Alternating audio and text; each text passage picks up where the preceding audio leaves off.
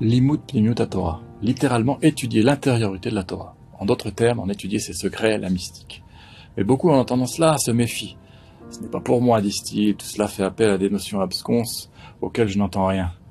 Soit, mais malgré tout, il faut savoir que ce n'est pas une excuse. Qui a dit qu'étudier la Torah était facile? Le fait est que nombre de Gdolim ont insisté sur la nécessité, pour tout à chacun, d'étudier l'intériorité de la Torah.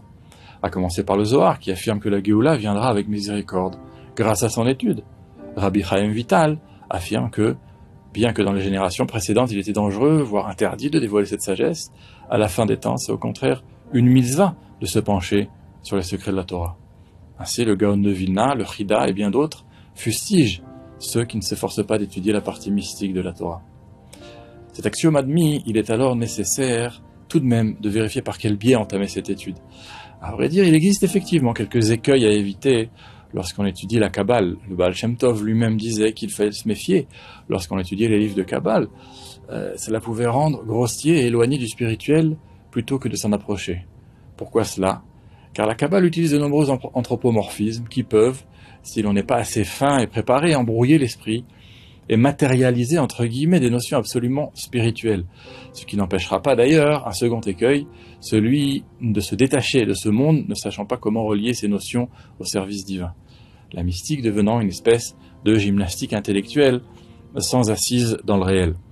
Par contre, ces écueils peuvent être facilement évités par celui qui étudie la mystique par le biais de la chassidoute. Pourquoi cela? D'abord, les anthropomorphismes seront expliqués par de nombreuses métaphores et exemples qui permettront de leotzi et advarim migashmiutam, littéralement sortir les notions de leur matérialité, et ainsi permettront de ne s'attacher qu'à la réelle signification spirituelle de ces notions. Qui plus est, tout concept mystique que la chassidoute mettra en avant, aussi éthéré soit-il, sera immanquablement relié au service de Dieu.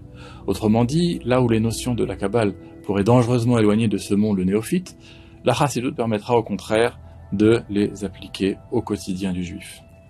Cela rappelle l'histoire dramatique des 4 Tanaïm, maîtres de la Mishnah, qui pénétrèrent justement les secrets de la Torah. Seul un en est sorti indemne. Rabbi Akiva, pourquoi?